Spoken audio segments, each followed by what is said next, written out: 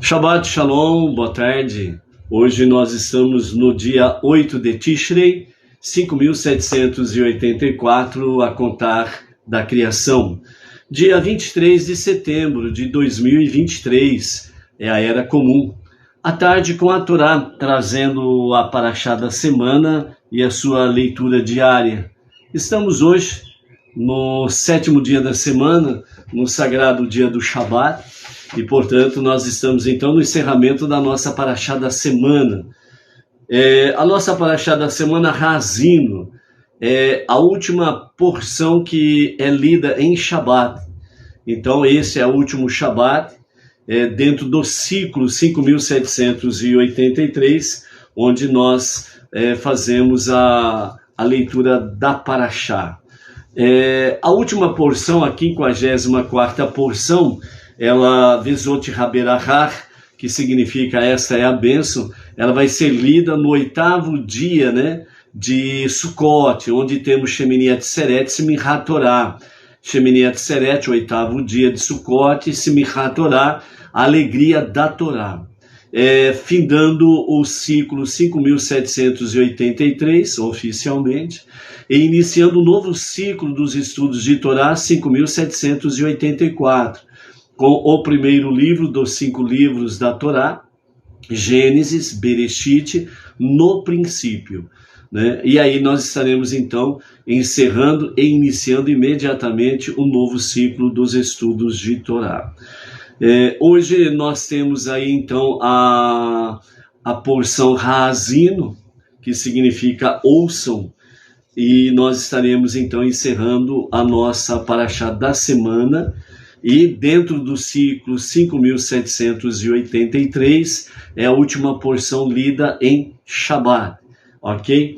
E depois nós vamos ter aí, exatamente a próxima semana, vamos ter Sukkot, e com isso nós vamos ter aí todo o ciclo em torno de Sukkot. E no 8º dia de Sukkot temos o Shemini Atzeret, Simchat Torah, para realizarmos isso daí. Hoje, até o pôr do sol, nós estamos na antivéspera, portanto, ao pôr do sol de hoje até o pôr do sol de amanhã, nós estamos em Erev Yom Kippur, a véspera do dia da expiação. Então, amanhã, o grande jejum e o grande dia de Yom Kippur começa às 17h43, já entra dentro do Yom Kippur, literalmente falando, e aqueles que vão fazer o jejum também, a partir desse horário, 17h43, começam de fato o grande jejum, o afligir das vossas almas. Também nós temos aí até segunda-feira às 18h37, que é exatamente a questão de encerrar o período, de aproximadamente 25 horas de jejum e de intensas preces de Yom Kippur. Então, às 18h37 da segunda-feira, é o momento de nós finalizarmos Yom Sukkot e o grande jejum de Yom Kippur. Yom Kippur, o dia da expiação, literalmente falando, nós temos aí, de fato, um dia, é o dia mais sagrado do ano, dentro do ano judaico, é o dia mais sagrado. E por isso o dia, ele traz para nós a questão de estarmos mais perto de Deus, devido desde o dia 1º de Elul até Yom Kippur, onde as nossas preces se tornam mais intensas, e então Yom Kippur traz para nós exatamente o estarmos mais perto de Deus e da quintessência de nossas almas. As nossas almas, elas têm 5 níveis, E então o 5º nível é a parte mais elevadíssima da nossa alma. E é exatamente em Yom Kippur que nós chegamos bem pertinho desta essência da nossa alma, né? Ao qual nós chegaremos realmente nesse nível elevadíssimo espiritualmente, será nos dias da redenção final com o Mashiach, né?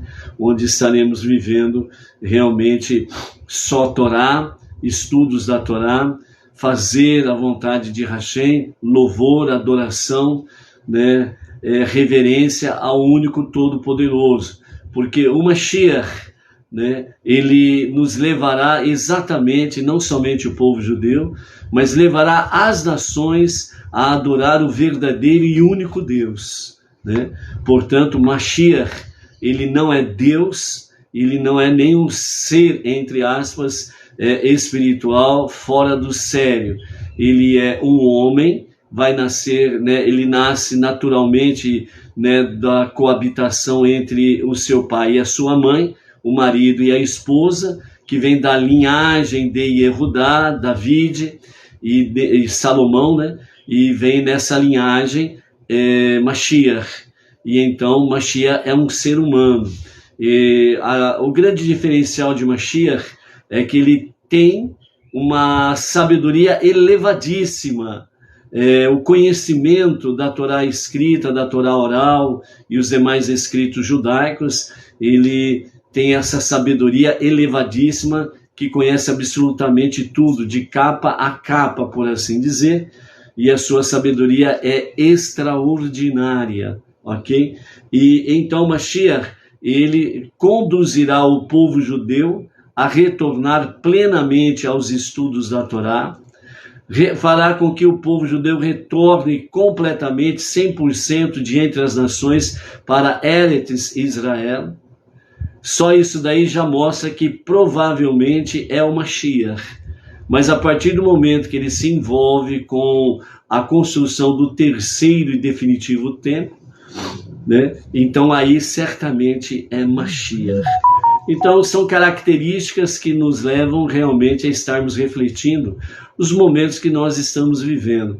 Por isso, Haazinu, que é a canção de Moshe, ouçam, realmente para que nós possamos escutar com a parte mais íntima do nosso aparelho auditivo, para que realmente esse escutar a canção de Moshe, onde tem as bênçãos e as punições, onde tem os momentos futuros que o povo se desvia realmente do único e verdadeiro Deus e constroem para si várias divindades, se entregam à idolatria das nações, fazem as práticas abomináveis das nações, entre elas o sacrifício humano, que é totalmente proibido por Deus. Por isso que não existe sacrifício humano para Deus aceitável. Qualquer sacrifício humano é abominação para Deus. Portanto, essa questão que uma pessoa morre por todo mundo está totalmente fora do contexto bíblico, né? Aí alguém diz assim, prova que aliás, está escrito e tem sim o sacrifício humano para perdão de pecados. Não tem nem como debater essa questão para Deus. Portanto, essa questão que uma pessoa morre por todo mundo está totalmente fora do contexto bíblico, né? Aí alguém diz assim, prova que aliás, está escrito e tem sim o sacrifício humano para perdão de pecados. Não tem nem como debater essa questão, porque não existe realmente nenhuma passagem bíblica dentro desse sentido. A pessoa acredita, o engano religioso que vem aí de 2000 anos batendo na mesma tecla, né? Aquela mesma tecla, né, que fazem com que o socialismo comunista, né, faz com que mentiras se tornem verdade. O mundo religioso abraçou essa realidade aí há 2000 anos e bateu nessa tecla. Então as pessoas acham que isso é verdade, e não é. É uma grande mentira, uma grande falácia, porque não existe biblicamente nenhum texto que conduza ao sacrifício humano para perdão de pecados da humanidade, ok? Então isso é bem claro, né? Então o dia da expiação traz para nós exatamente que Entre outras passagens, nós temos aí o fruto dos nossos lábios serve para o perdão dos nossos pecados, para expiação, para perdão dos nossos pecados, né? 3 dedos de farinha também servem para perdão de pecados, né? Está tudo natural, ok? Então, por aí afora vai. Então, realmente, esse dia, como diz Levítico, capítulo 16, verso 30, pois nesse dia o Eterno te perdoará, te purificará, para que sejas purificado de todos os teus pecados perante Deus, né? Então vejam bem que ao longo da própria história judaica, né, biblicamente falando, em nenhum momento houve sacrifício humano para perdão de pecados do povo judeu.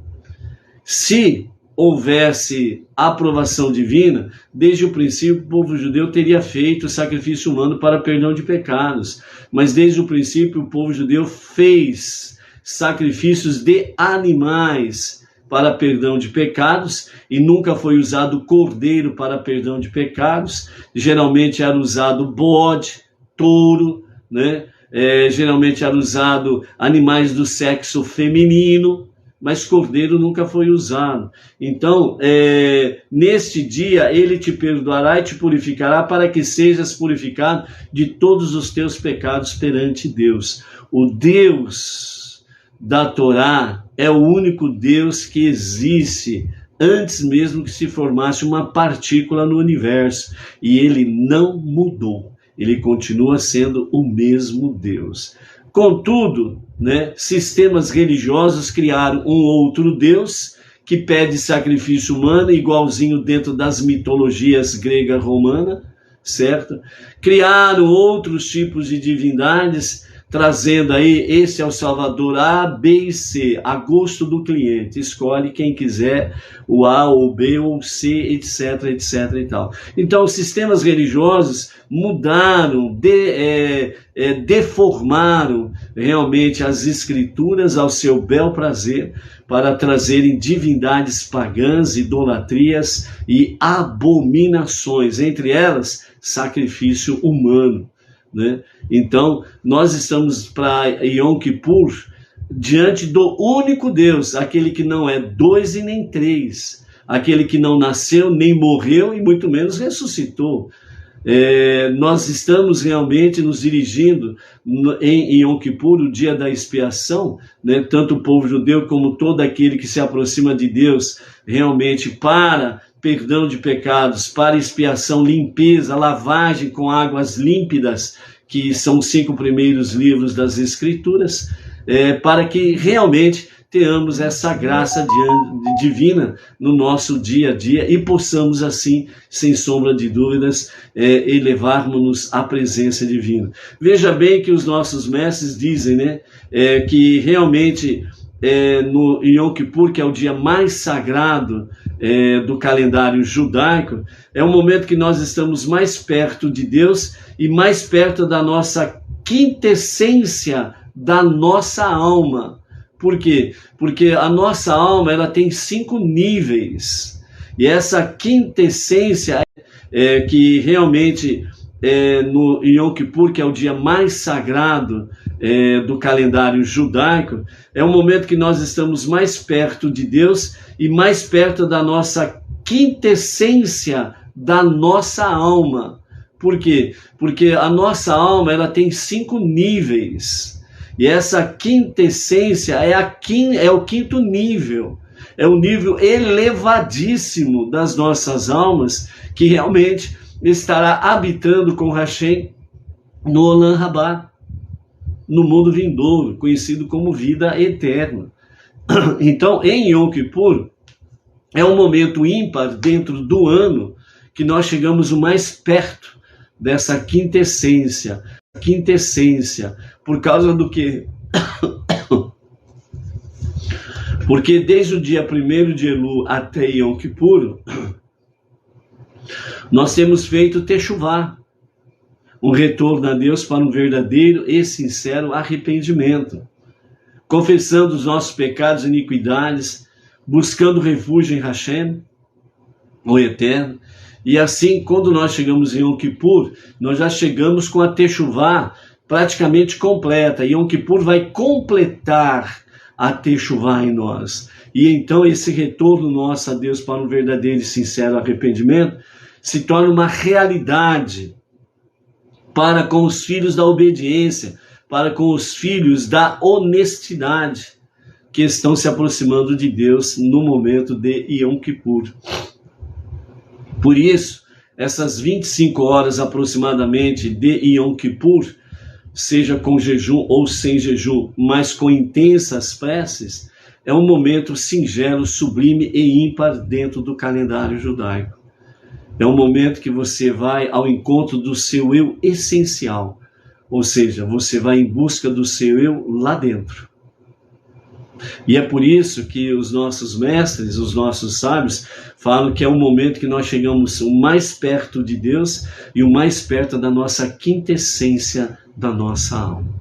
Então é um momento que nós não podemos desperdiçar, não podemos perder essa oportunidade, né?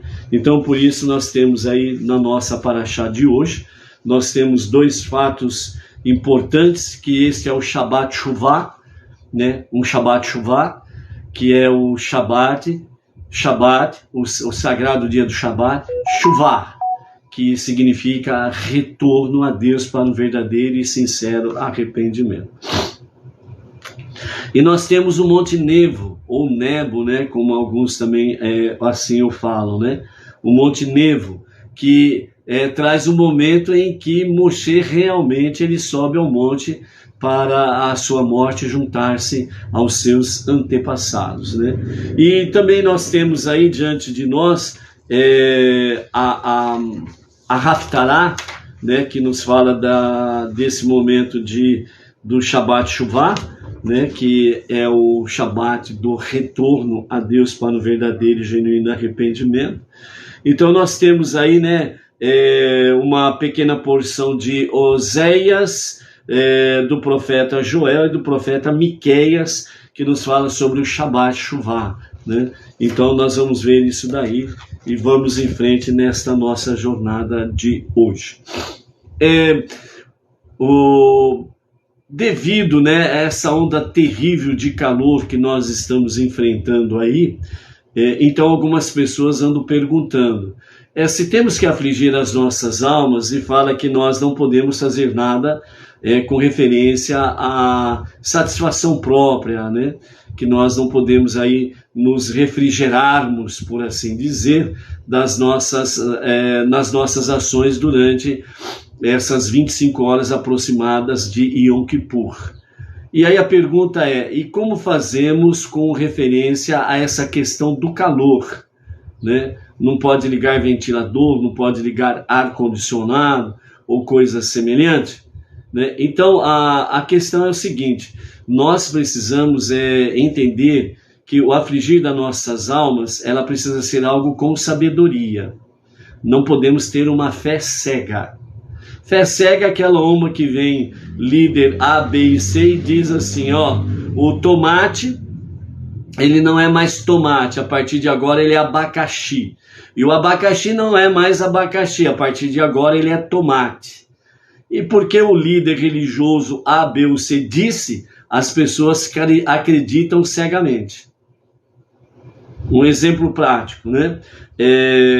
As pessoas, né, nesse sentido aí, vão lá num atacado, compram caneta lá a preço de R$1, depois levam lá para o seu abrigo obscuro, no qual eles chamam de lugar religioso, né? E aí então eles pegam aquela caneta e dá, entre aspas, um banho de azeite, que na realidade não é azeite, é óleo de soja puro, né? Dá um banho de óleo de soja e diz que é azeite e que as canetas estão ungidas. E cada caneta sai ao preço de uma simples bagatela de R$100. E as pessoas cegas na sua fé compram canetas que custou R$1 por R$100. Isto é fé cega. Fé cega, o que é? É quando as pessoas acreditam que o sacrifício humano resolve o problema. É uma fé cega, sem sabedoria. sem o verdadeiro temor aos céus. Está entendendo? Então essa é a questão. Então por isso, nós não podemos ter realmente uma fé cega. Nós precisamos ter sabedoria para estarmos no cumprimento da vontade divina. Então o que tudo isso tem a ver com o jejum de Yom Kippur e a onda de calor que aí está? Nós precisamos seguir o que a Torá diz. Ah, então não pode ligar ventilador e nem ar-condicionado? A Torá não falou isso. A Torá diz que a vida está acima de qualquer questão. A vida deve ser preservada da melhor forma possível. Então o que significa isso? O que as autoridades sanitaristas estão dizendo, estão orientando o povo brasileiro com referência a essa grande onda de calor terrível? Para colocarem roupas leves, para tomarem bastante água, não refrigerante, certo? Nem outros tipos de bebidas alcoólicas, certo? Água ou sucos de frutas, certo? E manter o ambiente o mais, como que fala a expressão correta? Manter o ambiente, certo? Nem outros tipos de bebidas alcoólicas, certo? Água ou sucos de frutas, certo? E manter o ambiente o mais, como que fala a expressão correta? Manter o ambiente mais fresco possível. Então fala para ligar ventiladores para que o ar quente não fique acumulado no ambiente. Então, uma das finalidades dos ventiladores fala a expressão correta? Manter o ambiente mais fresco possível. Então, fala para ligar ventiladores para que o ar quente não fique acumulado no ambiente. Então, uma das finalidades dos ventiladores é fazer o ar se locomover, estar em andamento, não deixar o ar quente acumular no ambiente. Se alguém não tem ventilador e tem ar-condicionado na sua casa ou algo semelhante, então para colocarem o ar-condicionado na temperatura de 22 graus. Não é para deixar o ar-condicionado numa baixa temperatura, para não haver problemas de choque térmicos. Está entendendo? Então as orientações, do Ministério da Saúde e das autoridades sanitaristas, médicos que realmente entendem da matéria, eles estão orientando isso daí. Então você vai ligar o ventilador, não é para você se refrescar ao seu bel prazer, mas é para você cumprir uma orientação de você manter a sua vida saudável, porque realmente essa onda de calor ela está muito aquém do esperado para os nossos dias, Então, por isso, é a orientação dos médicos, a orientação sanitarista. Então, ventiladores são ligados para não haver acúmulo de ar quente no ambiente. Ar-condicionado, quem utiliza ele, manter na temperatura 22 para não ter problema de choque térmico, certo? Então, até aí está plausível dentro do próprio afligir as nossas almas em Yom Kippur. Porque além de nós afligirmos a nossa alma em Yom Kippur, nós estamos preservando a vida também, porque estamos seguindo orientações exatamente dentro do campus dos médicos e médicos sanitaristas. Então, é usar de inteligência, ok? Baruch Hashem. Não adianta nada você, entre aspas, se matar de fazer um jejum, por exemplo, e você chegar no final de Yom Kippur e parar no hospital. Não adianta nada isso daí não. Então, um sacrifício tolo, Deus não aceita. Você vai perder tempo, entendeu? E você vai perder tempo e você vai poder ter até, às vezes, algum problema de saúde. Então, sejamos sábios. O povo de Hashem, o povo do Eterno, o povo do único Deus, é um povo feliz e inteligente. Você faz parte desse povo? Parabéns, maravilha. Então é isso daí, ok? Então essa orientação para não esquecer esse detalhe aí, né? E só para rapidamente relembrar, só faz jejum quem de fato tem uma boa saúde e quem está com problema de uso de remédios contínuos, que está com problema de saúde de alguma forma e não pode fazer jejum, então não, como diz, não dê uma de fé cega. Você vai cometer um ato aí de ignorância e depois vai sofrer as consequências. Vamos em frente? Baruch Hashem.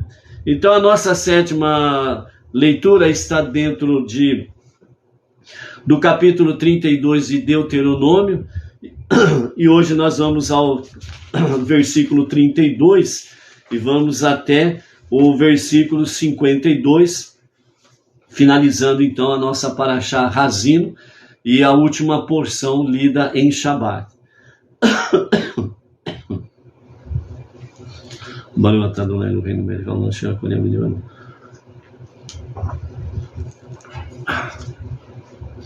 Então vamos à nossa leitura, capítulo 32 de Deuteronômio, Devarim, a partir do versículo 44 a 52, diz assim: Moshe veio e falou todas as palavras dessa canção nos ouvidos do povo, ele e Oxéia, o filho de Num.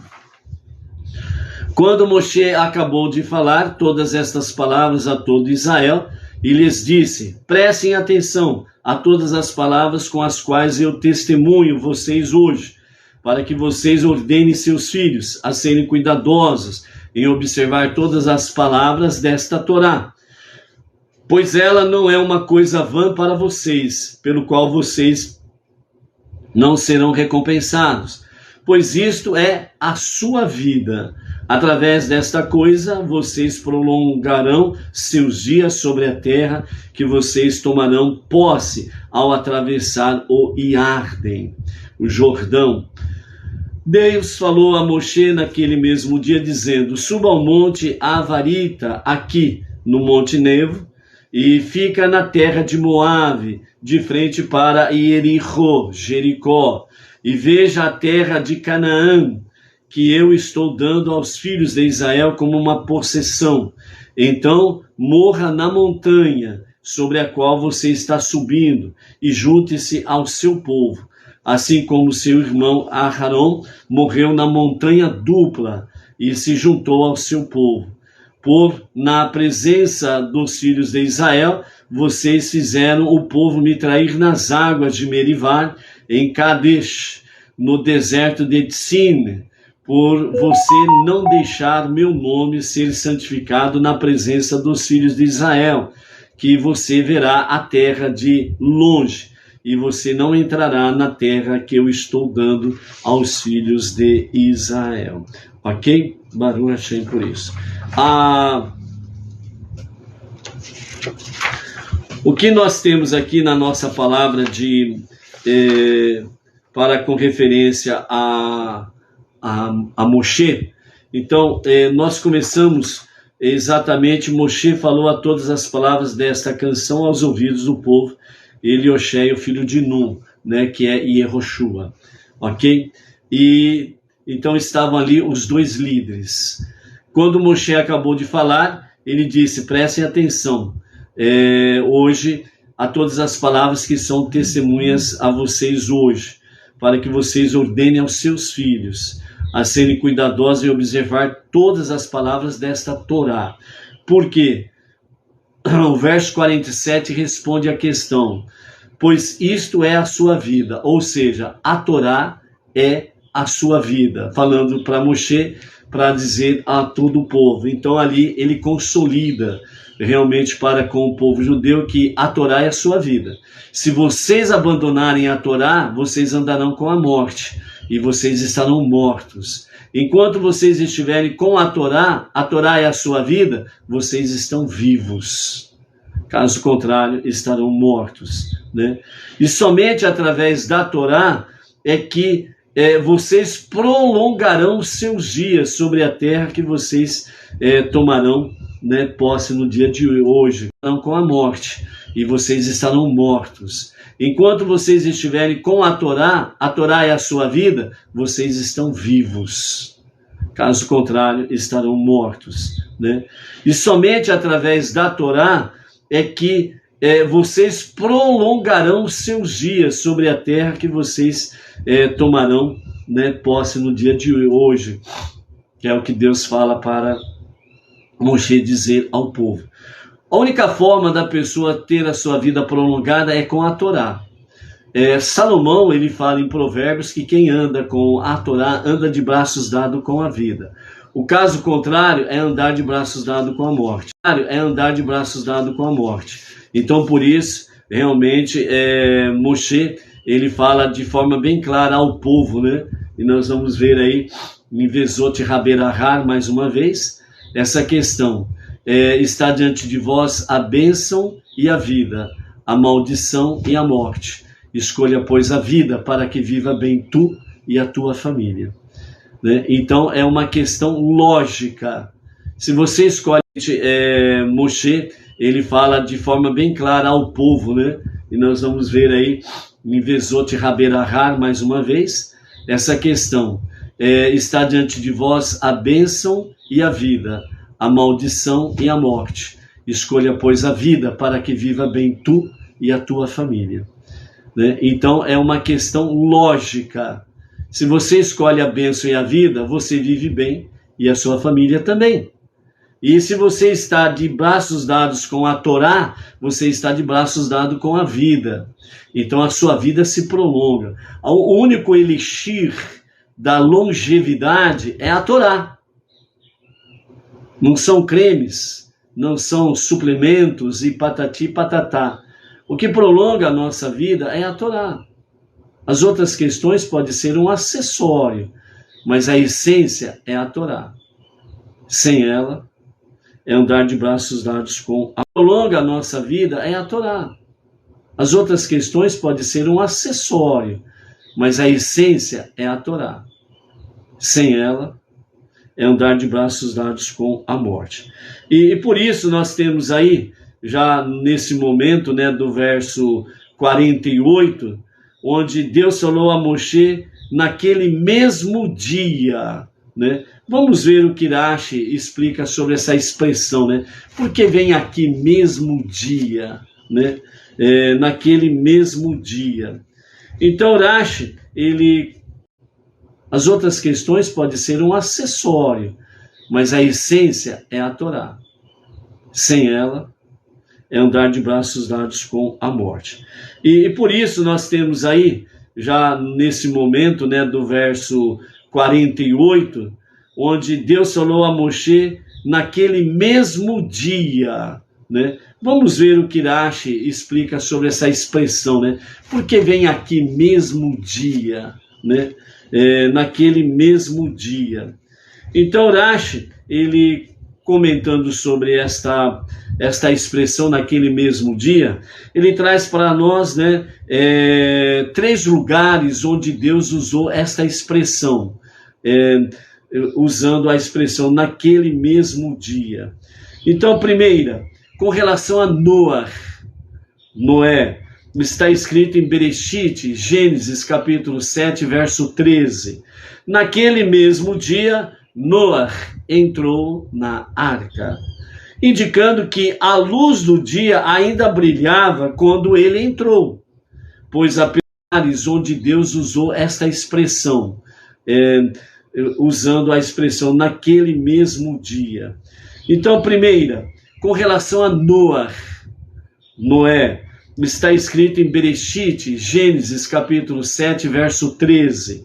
Naquele mesmo dia, Noé entrou na arca, indicando que a luz do dia ainda brilhava quando ele entrou, pois as pessoas de sua geração estavam dizendo que nós juramos que não o deixaremos entrar na arca se nós ouvirmos.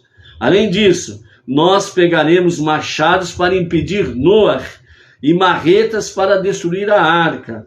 Mas Deus disse: eu farei entrar em plena luz do dia. Se alguém for capaz de impedir,